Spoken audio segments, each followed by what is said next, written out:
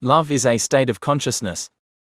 Sometimes, even as large as the world is, as many pathways as there are, people find one another, Simon explained. An intersection is formed out of energy, not out of physical paths or roads. When this energy intersects, you're drawn to it just as water flows through a lattice of riverbeds or channels. Does it seem so improbable that the part of you that is all of you, what I just called the greater self, is able to orchestrate your reality through the expression of an energetic field, and that this field can go forward in spacetime and set forth the conditions that attract your physical self? I get it. I totally understand it here, Joseph exclaimed, pointing to his head, but the problem is that if it's being done unconsciously, I don't want my greater self engineering these challenges for me. My life is so complex it overwhelms me. I've had this obsession about the oracle for many years, and now, when most people my age are content to sit on their patios and read, I and myself hunted by the Supreme Guard. But you also enter yourself in dialogue with the Sorcerer, who happens to be the first initiate who discovered the oracle and authored the DOHRMAN prophecy. True, Joseph admitted, but still I'd prefer to know what trouble my greater self is concocting for me in the future. Why? Simon interrupted. To prepare myself. That's what your intuitive discernment is for, Simon replied. Joseph touched his bruised face gingerly. Yes, well, my intuitive discernment is impaired.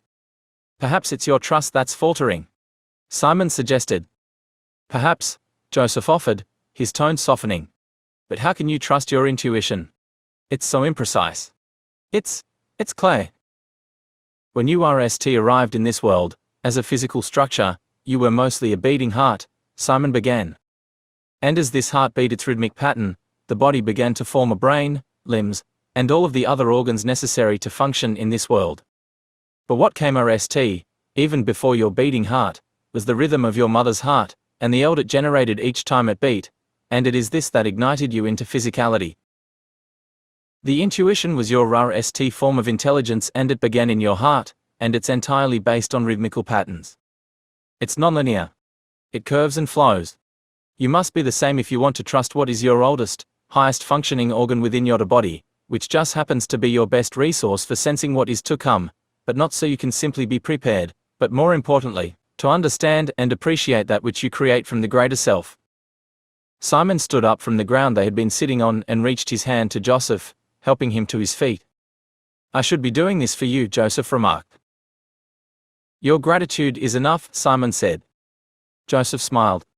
Thanks, but before we go, you still didn't answer my previous question. Why is this all happening? Do you mean to you personally, or are you referring to the planet as a whole? Simon asked. Let me put it this way, Joseph said. The world's divided into good and evil, and the evil side, well, it seems to be winning. Really?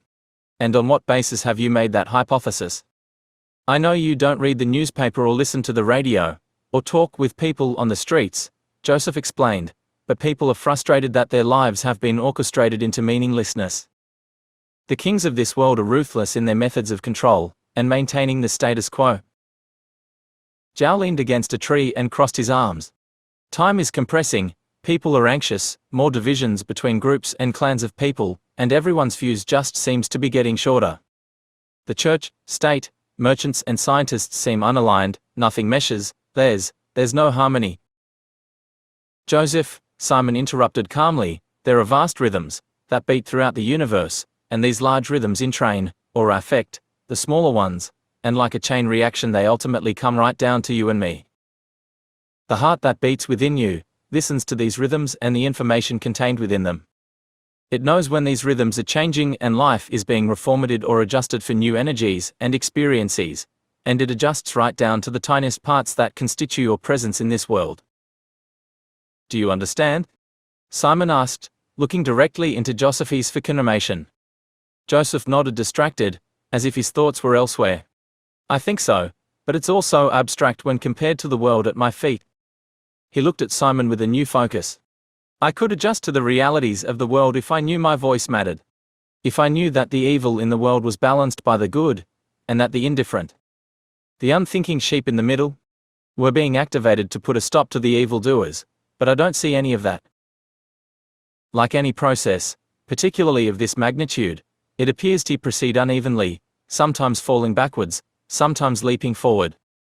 You can take sides with the good, the middle, as you put it, or the evil, but all dimensions of this are part of a larger whole, and it's this wholeness that's being adjusted and realigned to a grander wholeness or integration, and this takes time.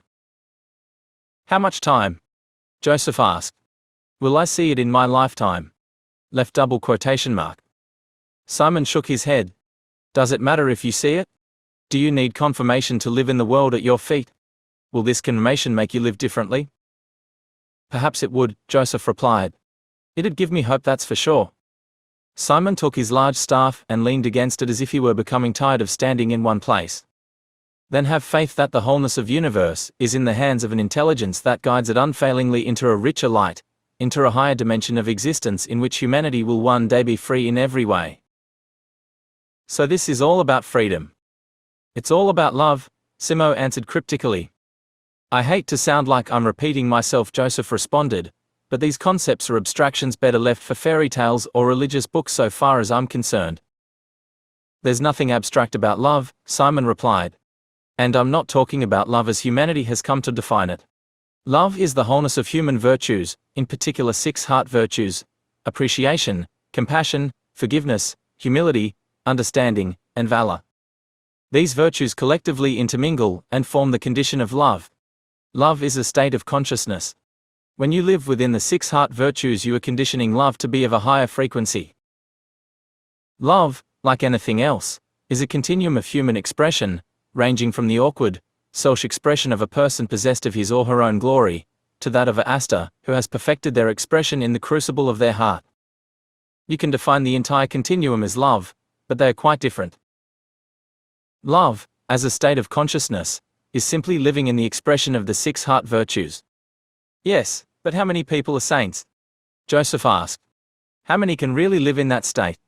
From my experience, none. That's how many. Simon shook his head and wagged his staff at Joseph. Ask me another rhetorical question and be prepared to end your way back on your own. Joseph looked down at his boots to avert Simon's glare. Sorry, but even that. What just did is that outburst part of the 6 heart virtues. Didn't I just prove my point? Joseph turned his eyes to Simon as the last words left his mouth. I'm not a saint, Simon admitted. I'm a sorcerer, I thought you knew that. A subtle smile fell across his face as he spoke.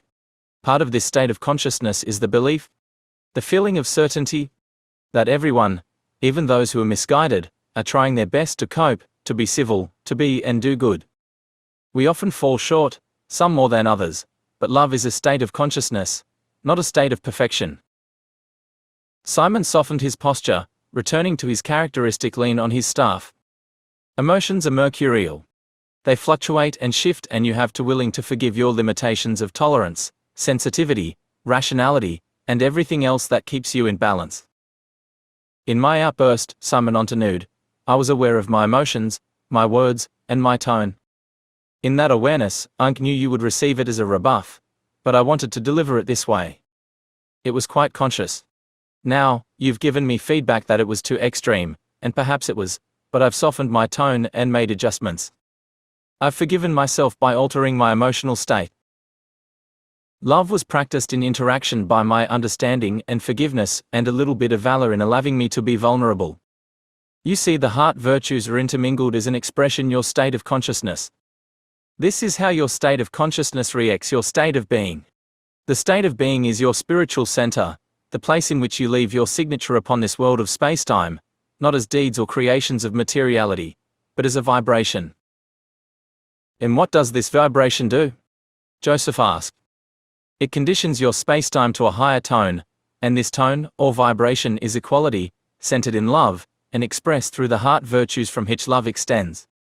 If only one person lived in this way, and everyone else on earth was a godless heathen, then an opening is made in which the tone of equality and a higher dimensional understanding of love can occur for everyone.